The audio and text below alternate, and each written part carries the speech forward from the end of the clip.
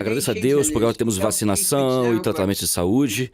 Estamos chegando ao final desses tempos difíceis e já pagamos o preço desse tempo. Oramos para Deus para que tenhamos sabedoria para colocarmos um fim nessa situação e que sejamos dignos de ter chegado até o fim.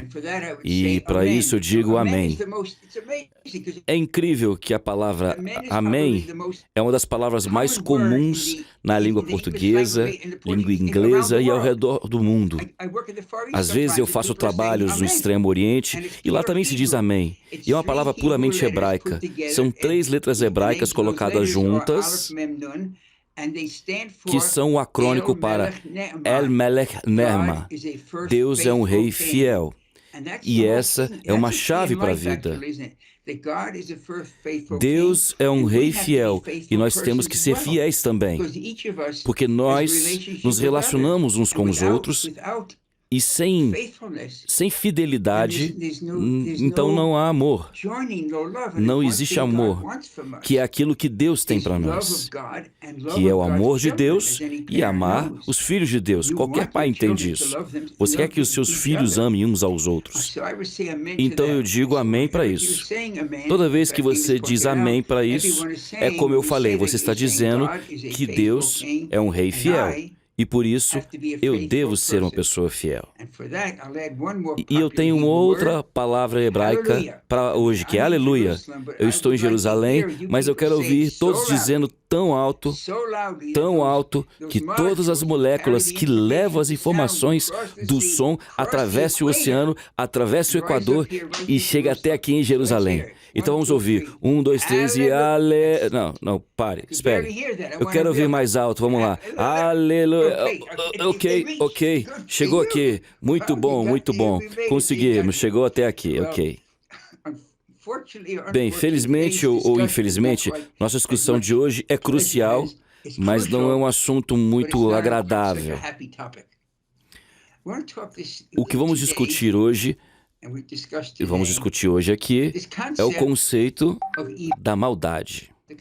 O conceito de maldade no mundo e como pode uma pessoa ou um povo pode chegar a tamanho nível de maldade, ao ponto que aquele Deus que se autodescreve em Êxodos como amável e perdoador, quer que esse grupo de pessoas seja apagado da história. Esse grupo é conhecido como os Amalequitas. Amaleque faz sua primeira aparição no livro de Êxodos. Os hebreus tinham acabado de sair do Egito, da escravidão, e naquela época o mundo inteiro sabia disso.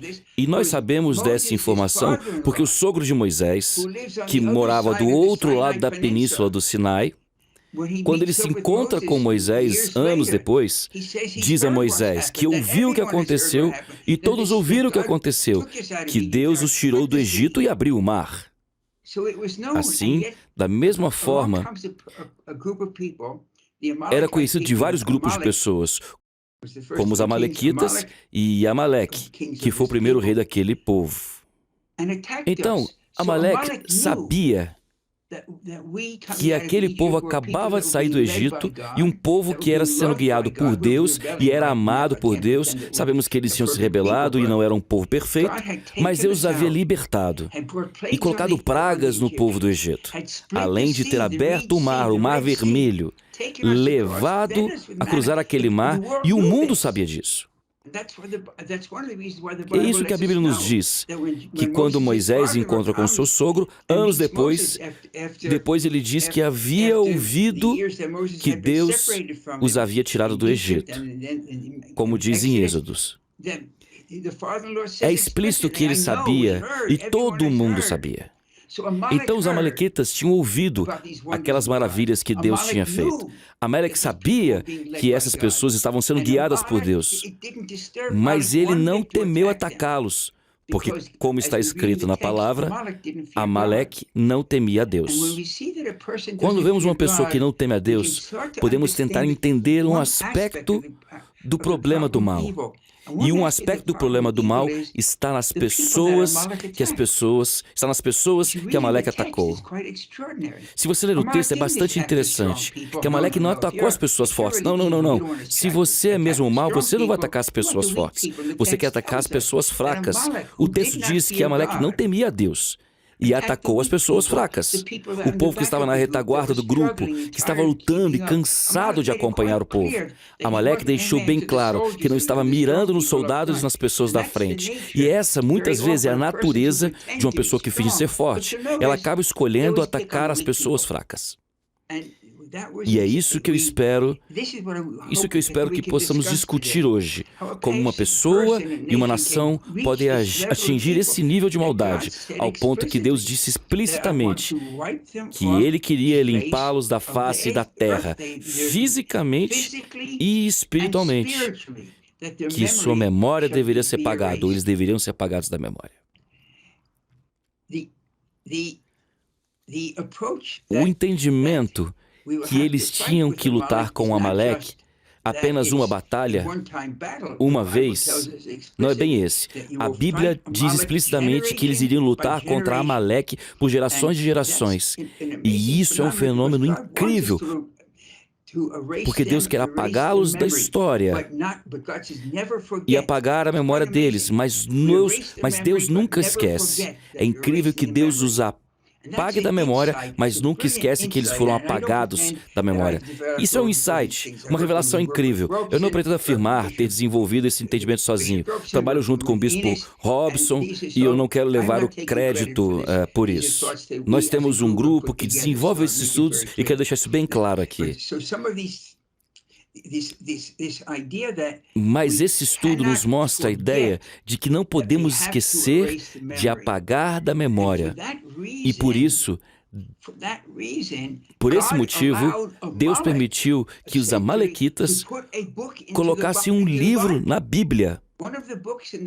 Um dos livros da Bíblia, depois dos 5 livros de Moisés, mais adiante nas Escrituras, ao livro de Esther. O livro de Esther é totalmente escrito porque Esther e seu povo estavam no exílio. Eles estavam no exílio. Esther não é uma palavra hebraica, não é um nome hebraico. É uma palavra persa. Seu nome real não está no texto e é Hadassa. Era comum que as pessoas tomassem nomes locais enquanto estavam no exílio. O nome de Esther, na verdade, era Hadassa. Por exemplo, meu nome é Jacó, mas as pessoas me chamam de Jerry. Jerry é a referência de Jacó em inglês. Meu nome é Jacó, mas as pessoas me chamam Jerry. No caso de Esther, seu nome verdadeiro era Hadassa. E ela garantiu que essa batalha acontecesse e tivesse registrada no livro de Esther e seria comemorada no livro de Esther. Essa batalha é dos hebreus, o povo que temia a Deus, contra os amalequitas. A pessoa que é a pessoa principal, que representa o mal no livro, se chama Amã. E está demonstrado que Amã é descendente, está expresso no texto, é descendente de Amaleque. Bem, o exílio babilônico aconteceu 1000 anos depois do exílio do Egito. O templo construído pela primeira vez existiu aproximadamente 400 anos depois do exílio do Egito, e depois mais 500 anos até o novo exílio. Então, quase 1000 anos depois da batalha contra os amalequitas, quando saíram do Egito, essa batalha volta a acontecer. E dessa vez, não é no deserto, mas agora numa cidade muito sofisticada na Babilônia.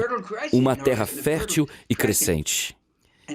E essa batalha é tão importante que está registrada na Bíblia, não nos 5 livros de Moisés, mais adiante no livro de Esther. E você pode ler muito bem, vale a pena você ler, e você vai notar no texto, quando estiver lendo, que Amã, o malvado ali, é descendente do rei amalequita Agar.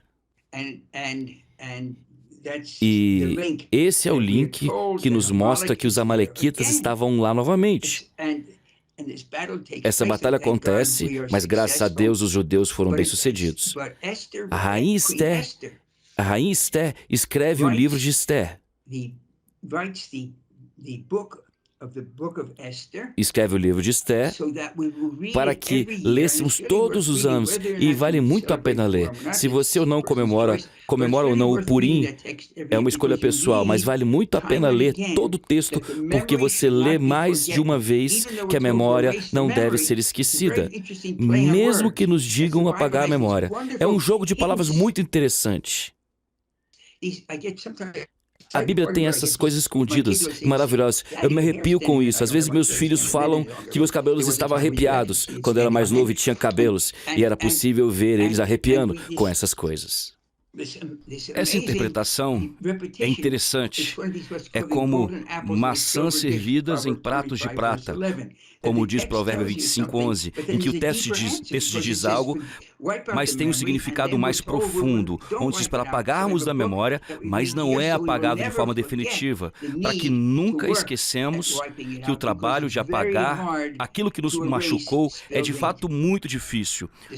É muito difícil, porque você limpa, mas as marcas não saem facilmente, elas permanecem lá, sendo que em algum momento acaba aparecendo. Então essa é a essência do conceito que temos aqui nesse momento, de manter focado em coisas de fato importantes. É como um famoso filósofo disse: para que o mal prevaleça, basta que as boas pessoas não façam nada. Para que o mal prevaleça, basta que as pessoas boas não façam nada. É disso que se trata esse conceito. Sempre temos que ter essas coisas em mente. E para isso eu digo aleluia, que significa aleluia, que significa vamos adorar, e já um dos nomes hebreus para Deus, aleluia. E o primeiro som do ha não mudou desde o início da escrita. Não foi sempre que a humanidade teve conhecimento de escrita. Um importante conceito da escrita é onde uma palavra é uma junção de letras. Quando eu digo a palavra árvore, eu não imagino a palavra sendo escrita como uma junção de letras. Eu penso numa árvore, uma imagem de uma árvore verde.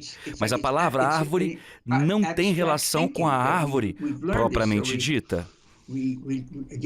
Na verdade, isso é pensamento abstrato. Nós já aprendemos sobre isso. Então, aleluia, da mesma forma, esse som de tem o mesmo som desde o início da escrita, que foi o início da forma abstrata de pensamento humano. Você pega uma letra que não tem relação alguma com coisa alguma e coloca ela todas juntas, elas não têm relação nenhuma com árvore. Mas quando você lê a árvore, quando colocam juntas, você entende que estamos falando da árvore. Sei que estou falando de um conceito bem periférico do que estamos estudando hoje, mas é importante lembrar que Deus nos deu um cérebro para que possamos eventualmente desenvolver pensamentos abstratos. Isso é extraordinário. Especialistas levaram milhares e milhares de anos para fazer. Não foi um entendimento que surgiu de uma só vez. Bingo! O começo da palavra escrita se inicia na época de Adão, mais ou menos 6.000 anos atrás. Antes dessa época, só havia fala, mas não havia escrita. É por isso que os estudos seculares dizem que a história começa há cerca de 6.000 anos com a palavra escrita, que é meio interessante, porque a história é anterior a isso, mas a história registrada só começa com a escrita, e a escrita começa no tempo bíblico. Se você for ao Museu Britânico em Londres, quando estiver vindo visitar Israel, faça sua parada de conexão na Inglaterra, pernoite por lá e vá até o Museu Britânico. E lá você encontrará a origem e a datação da... Isso é incrível, preste atenção. Não menciona um jardim em Adão, mas faz a menção do início da escrita, que está alinhado com o tempo bíblico. O que eu quero dizer é o seguinte, é que o som do aleluia, que conhecemos como sempre foi do aleluia, de louvor, que isso sempre fez parte do léxico humano. Bom, de volta ao tópico. Alguns desses aspectos são tão emocionantes, são tão profundos, que você sabe que isso é uma fonte profunda que não tem fim. Minha esposa Bárbara disse que cada palavra do Torá na Bíblia tem um hiperlink. Você clica nela e ela te dá 14 páginas para cada uma das palavras. É tudo hiperlink. E é isso que estamos fazendo com a Bíblia científica. Estamos explorando cada palavra dessas maçãs douradas. Maçãs douradas, nos versos de Provérbios 25:11. É muito interessante, Provérbios 25:11. Maçãs de ouro em pratos de prata. Pratos de prata são os textos da Bíblia. Essas são os pratos. As maçãs de ouro são esses símbolos dentro do texto. Um símbolo é esse, a luta contra os amalequitas. Ainda que os amalequitas não sejam explicitamente mencionados no Purim, em Esther, que é o símbolo que nos mantém nos lembrando disso. Os amalequitas não são mencionados. Amã é mencionado, ele está lá. Mas também acontece a menção de que ele era descendente do rei Agog. Então, se você procurar no livro de Samuel, vai descobrir que ele é descendente de Amaleque. E um amalequita. Deus nunca foi mencionado no livro de Esther. E esse é um exemplo interessante, porque o livro está dizendo que essa luta que falamos aconteceu. E as pessoas tiveram que fazer escolhas. As boas pessoas não ficaram paradas e deixaram o mal florescer. Nem sempre Deus está batendo na porta. Um dos exemplos é exatamente esse, nesse caso. Deus não é mencionado, e mais do que isso, a palavra Esther é uma palavra aramaica, uma palavra em aramaico, porque eles viviam naquela região. Mas Esther parece com Hester. Esther era o nome de outros deuses. Esther em aramaico é semelhante ao hebraico Hester, que significa escondido. Que a presença de Deus está escondida nesse texto. E temos que ver a presença de Deus em todos os tempos, todos os dias. Não é suficiente. Não é suficiente uma vez por semana você dizer aleluia, mas a cada segundo da sua vida temos que dizer aleluia. A palavra toda significa gratidão. Então, de volta ao tópico. O que fez de Amaleque essencialmente o exemplo do mal nesse mundo? O fato de que geração após geração temos que lutar contra ele. Fiquei imaginando em um dos aspectos do que falamos há um pouco atrás, que é o fato dele fazer questão de atacar pessoas mais fracas. E a próxima vez que nós vemos Amaleque é quando o rei Saul é informado por Samuel, por Deus através de Samuel, o profeta, para destruir Amaleque. E Saul faz isso. Mas ele quer ser excessivamente justo. E Eclesiastes diz para não sermos excessivamente justos e não passar por cima de limites. Isso também não é bom. Mas ele queria ser excessivamente justo. Então o que ele fez? Ele salvou os principais animais e talvez até alguns escravos, como você já sabe, com um sacrifício para Deus. Mas Deus não queria esse sacrifício. Deus os queria morto. Por causa dos genes malignos que eles carregavam. Mas Saul não fez isso. Então, no íntere entre o que Deus diz e o tempo que Saul deveria destruir Amaleque, ele não viu isso, mas alguns dos amalequitas conseguiram escapar. E é claro, isso é meio óbvio, porque eles estão por aí depois da Bíblia, né? E isso é terrivelmente doloroso e até irônico. É que quando o rei Saul está lutando contra os filisteus, quando ele está lutando contra os filisteus, ele é ferido. E os filisteus acabam abatendo ele.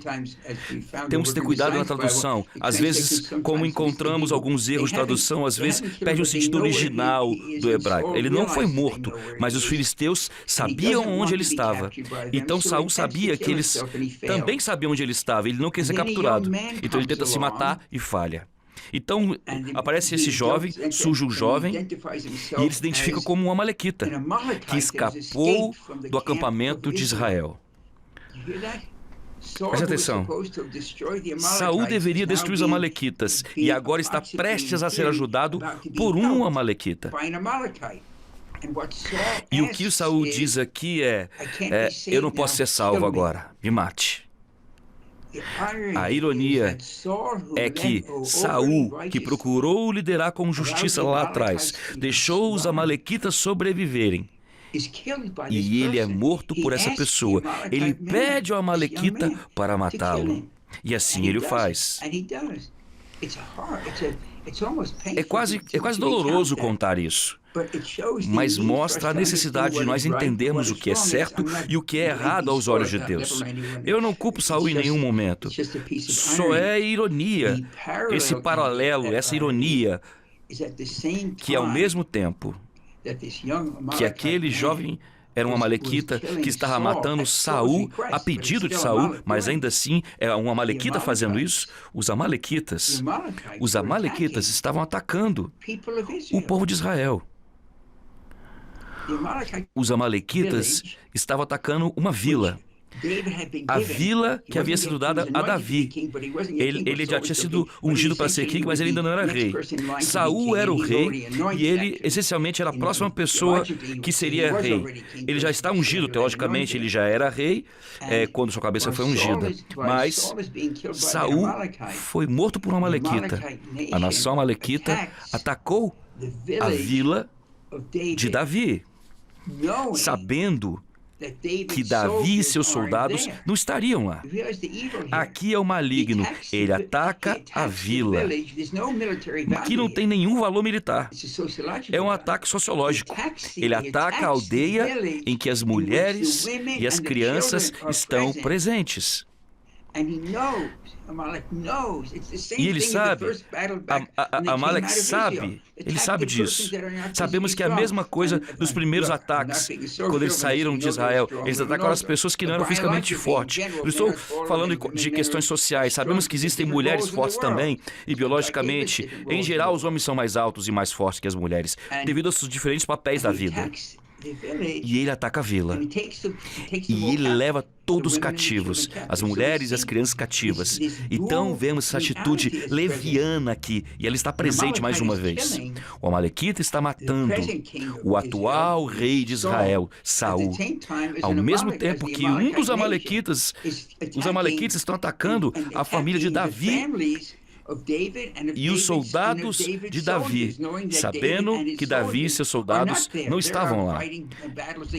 Estão travando uma batalha contra outros soldados de Amaleque também, mas eles preferem lutar contra mulheres e crianças e pessoas fracas. Isso é mal.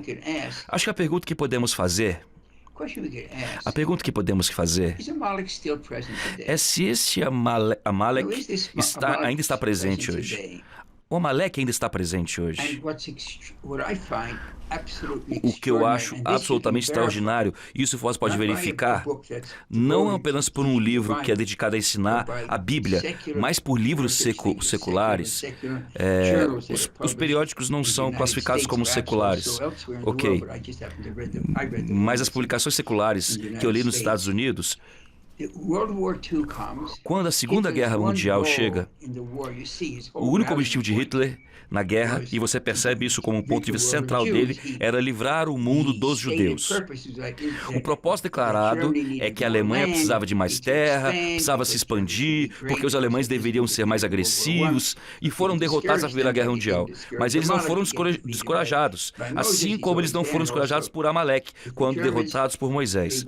Amaleque está sempre lá, assim como nos alemães. Então, esse líder maligno chamado Hitler aparece, ele ataca o povo, queima livros judeus, e judeus não podem ser mais cientistas, e isso é uma bênção para o mundo. Graças a Deus que todos os principais cientistas da Alemanha, da época de Hitler, pelo menos 80% deles eram judeus, e os livros escritos naquela época de Hitler eram escritos por cientistas judeus. Assim, eles saíram da Alemanha e foram para a Inglaterra, para os Estados Unidos, e desenvolveram armas que permitiram que a Guerra Mundial terminasse. E se Hitler tivesse mantido eles lá, Deus nos livre o que teria acontecido, e nós não estaríamos falando aqui agora. Como resultado da Segunda Guerra, 11 oficiais nazistas e condenados a serem enforcados. O estranho é que, porque é um julgamento de crimes de guerra, o que significa que provavelmente eles deveriam ter sido eletrocutados ou executados por um pelotão de fuzilamento, mas foram enforcados. Agora, no livro de Esther havia 10 enforcamentos, e aqui temos 11 pessoas prestes a serem enforcadas no julgamento de Nuremberg, que aconteceu em 1946, na verdade, 1945. Acontece que as pessoas de bom coração no mundo se levantaram novamente, graças a Deus, pedindo misericórdia para esses animais. E assim o julgamento aconteceu em 1946. E esses 11 estavam prestes a serem enforcados. Um dos oficiais se matou por envenenamento com cianureto. Ele se matou, então houveram 10 pessoas enforcadas. No livro de Esther, Amã tinha 10 filhos. E seus 10 filhos amalequitas foram executados por enforcamento. Segundos antes, não minutos antes, mas segundos antes do chefe das relações públicas de Hitler, a pessoa responsável por publicar livros antissemitas, que não tem nada a ver com a guerra, mas tenta contar como os judeus eram maus, segundos antes de enforcá-lo, até a morte, ele grita: Festa de Purim, 1946. Eu não li isso em um livro que estava tentando provar que a Bíblia estava certa. Eu li isso em um jornal da época que existe até hoje. Você pode ir até os arquivos e procurar. Acho que foi 26 de outubro, se eu não me engano, de 1946. E está lá a discussão e a explicação da execução que estava lá. E eles citam ele. O editor, eu não consigo me recordar, mas em breve eu me lembro. Ele grita, Festa do Purim, 1946. Agora, isso é interessante. Desculpa aqui, apenas meu computador checando se estou utilizando meu labial. Ok, vamos continuar. Ok. Julius Streicher sabia que Purim acontecia na primavera e enfocar em outubro. Mas ele grita, Festa do Purim, 1946. Ele disse em alemão, Purim Fest.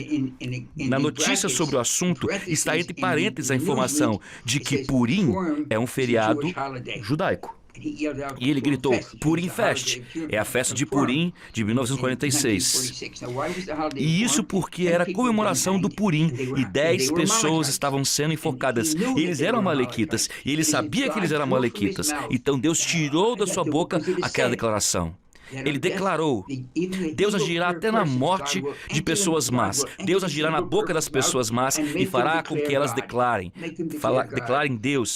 Deus faz cada um dos enforcados declararem e exaltarem a Deus um após o outro. Se você ler os relatos de morte, todas as pessoas disseram, Deus é grande, Deus viu na Alemanha, Deus fez com que eles digam essas coisas, assim como quando eles estavam ocupados matando as pessoas. Então ele grita, Festa do Purim, 1946.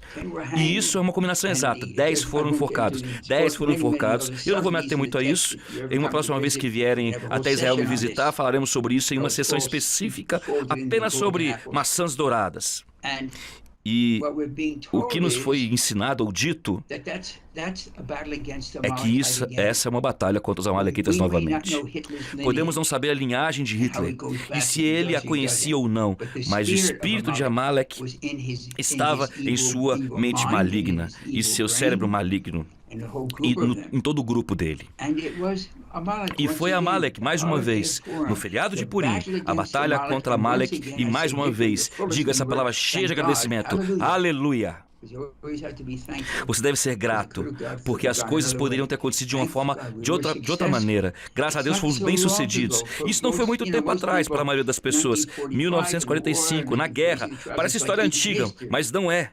É logo ali na esquina. Então temos que ter muito cuidado para entender que existem coisas que acontecem neste mundo, que podem parecer políticas de hoje, mas você pode ver o mal ocorrendo várias e várias vezes, como pessoas não se importam em matar civis. Então, de qualquer forma, está registrado.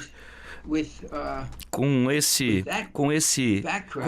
background, acho que devemos voltar e começar a olhar para alguma das linhagens. Uma linhagem muito interessante. A raiz da família de Amalek.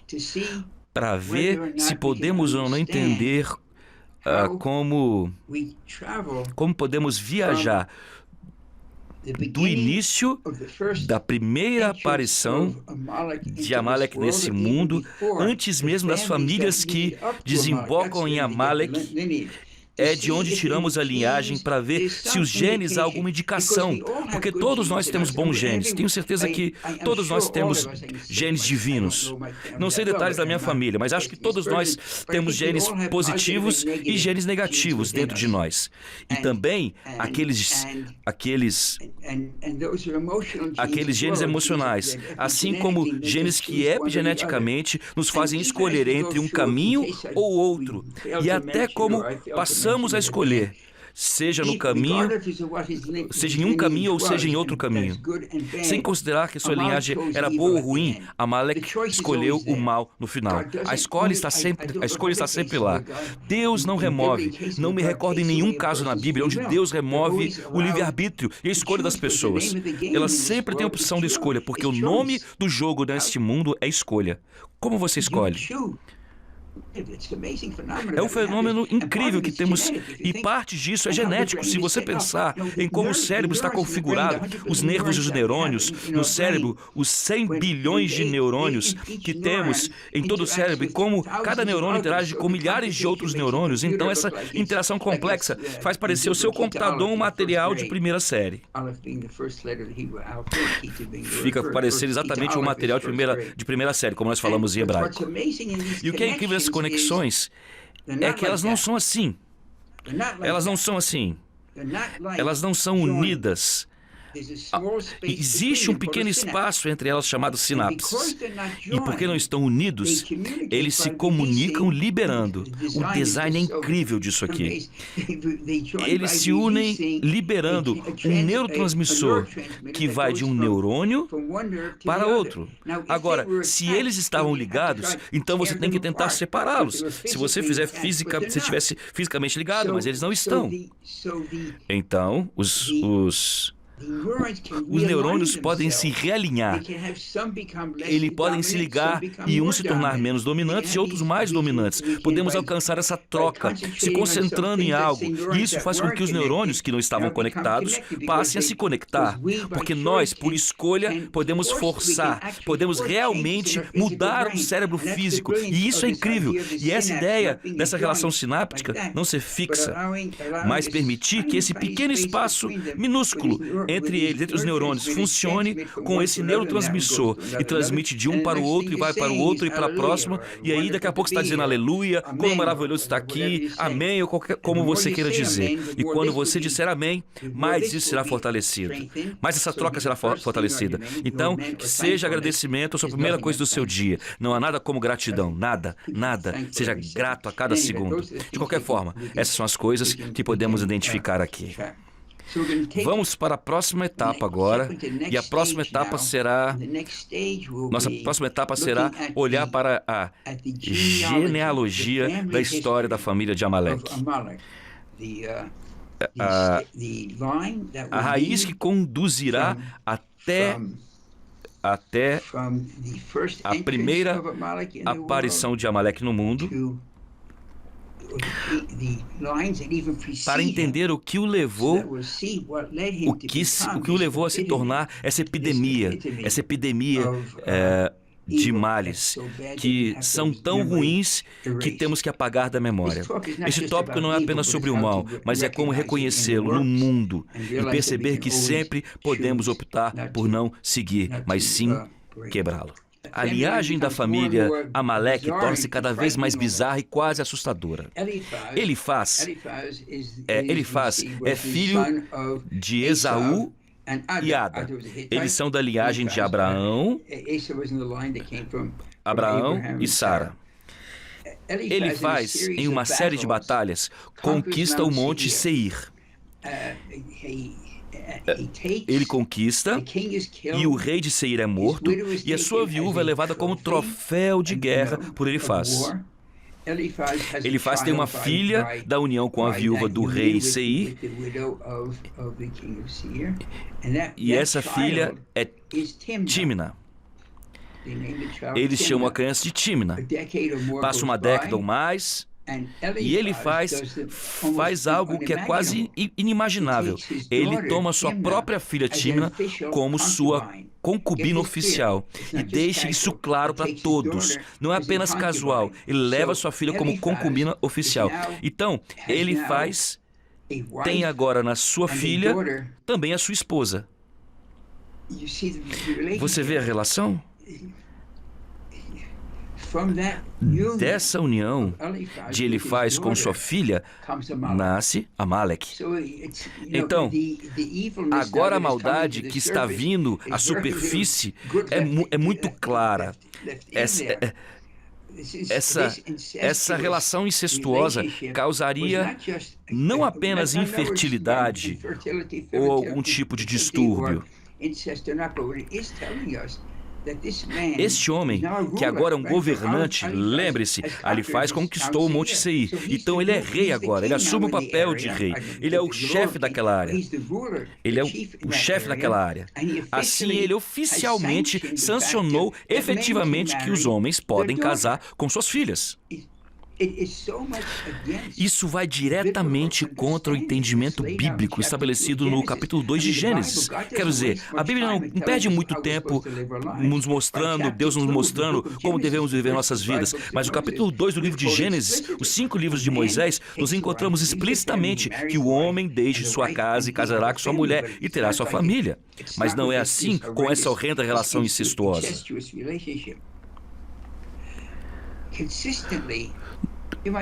Nos dias de hoje, culturalmente, você pode dizer, o que isso importa?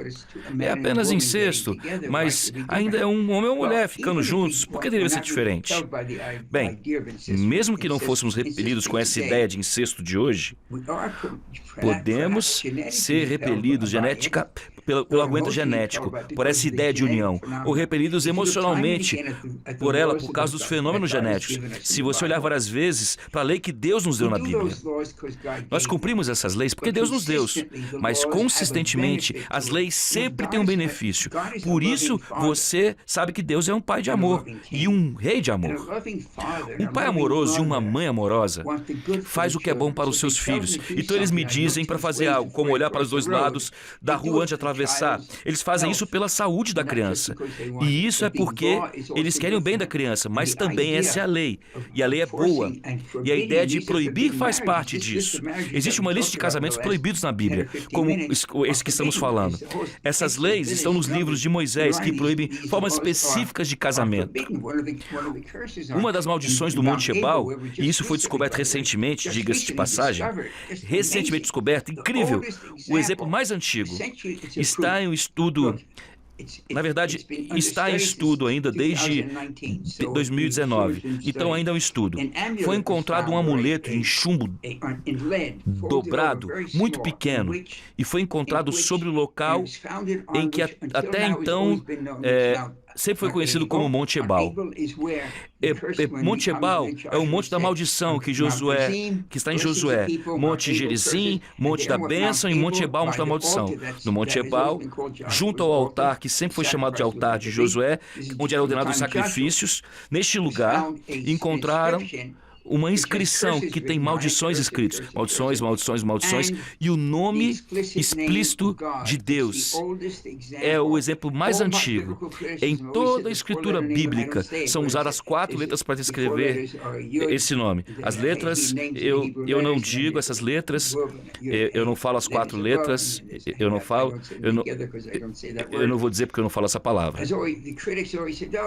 Os estudiosos sempre acharam que o nome de Deus surgiu apenas muito tempo depois de Josué. Mas esse achado no Monte Ebal registra exatamente o final do livro de Êxodo. Isso acontece depois de 40 anos no deserto, depois da rebeldia, no final da jornada. E ali foi encontrado um amuleto, no qual o nome explícito de Deus é escrito, como sempre, com as 3 primeiras letras apenas. A 4ª letra nunca é escrita. O nome é escrito apenas com 3 letras, e a 4ª fica de fora, porque é proibido escrever ou falar o nome de Deus. Eu peço desculpas, mas eu não tenho ideia porque eu estou nesse assunto. Mas sim, vamos voltar. O que acontece é que é a fidelidade da Bíblia. A Bíblia é uma carta de amor. Nós vemos esse casamento incestuoso e Deus diz, não faça. E nós sabemos agora geneticamente, mas Deus diz, não faz. Então, nós não fazemos isso. Mas, novamente, os pais amorosos dizem para não fazer isso ou aquilo, porque é bom para você. Consistentemente, repito, consistentemente, as leis da Bíblia seguem os mesmos princípios. Essa lei também tem benefícios bíblicos, genéticos e fisiológicos para cada um de nós.